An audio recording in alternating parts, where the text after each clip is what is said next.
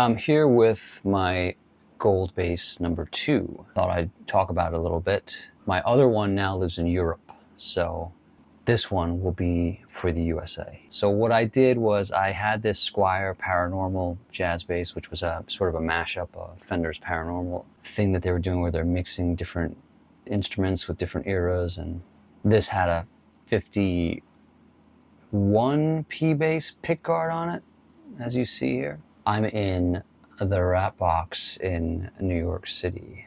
I took that bass and I'll point out some of the obvious things I did. Hardware, Goto, Japanese, super nice tuners. My favorite, actually. They're very smooth. The ratio is incredible. You can really fine tune. I changed the string retainer, obviously. Has to be gold, so I had to match that.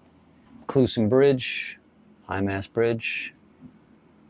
DiMarzio Relentless pickups. Those are pickups designed with Billy Sheehan and DiMarzio. Keeping it kind of local, DiMarzio's a New York City company, so that's kind of fun. I have gold Japanese knobs that I get that are my favorite ones. They're really nice. I put a 3-way selector in, Switchcraft.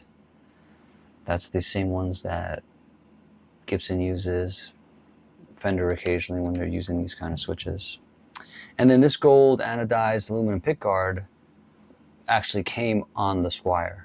So that was cool. Already had that. Didn't have to have that go custom made, because finding good anodized pickguards not that easy, actually. Gold strap pins. These are actually for Dunlop strap locks because I can mess around on stage.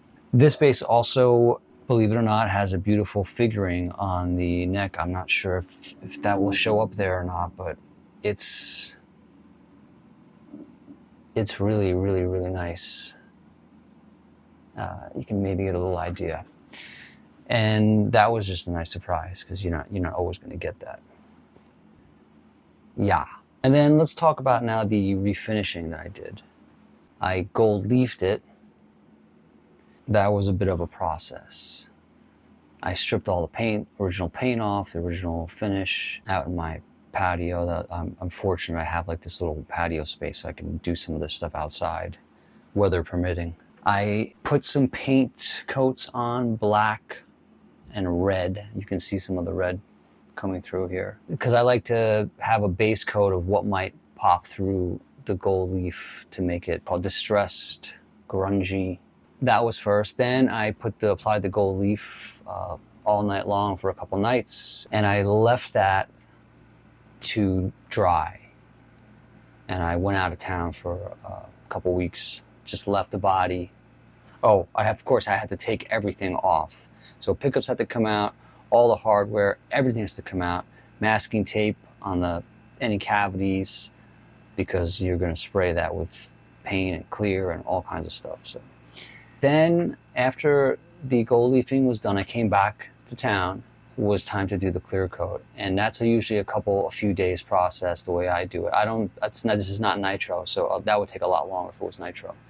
I just did a poly clear, which for my purposes is totally fine. I usually hang the body outside from a hanger or something, and I clear coated it.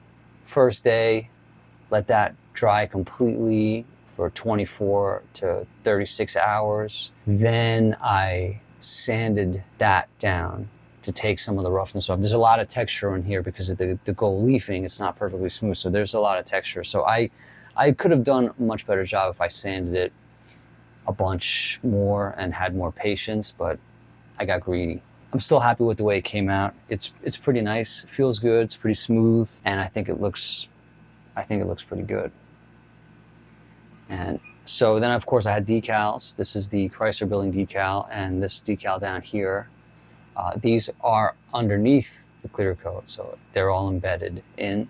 On the back, a couple cool decals as well, of course. Behold the Future, and then the Starman. Also embedded underneath the clear coat. And you can kind of take a look at how. So it's pretty pretty reflective, looks pretty good. It's not like a Fender mirror finish shine, you know. The way I have it set up electronics-wise is I usually change most of the electronics in my basses from the stock to my preference. I did have to get a special gold control plate to accommodate this because the original one came with this stacked knob pickups like a 1960 jazz bass, which was the original Leo Fender jazz bass. It had a separate volume and tone for each pickup.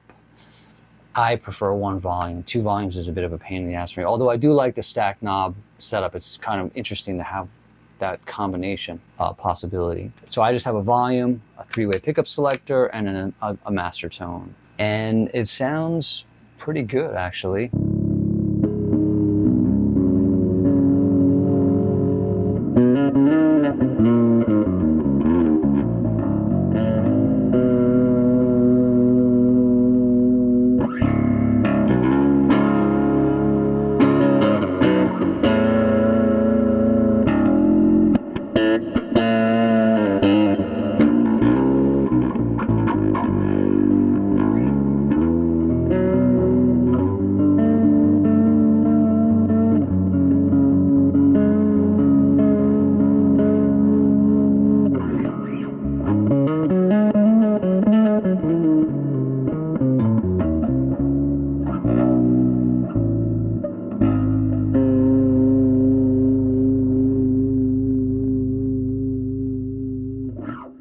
So you get the idea. I think it sounds great, actually. I'm very, very happy with the results. And this will be going out on the next tour, which is coming up. And like I said, this is for the USA. My other one lives in Europe now, my original gold.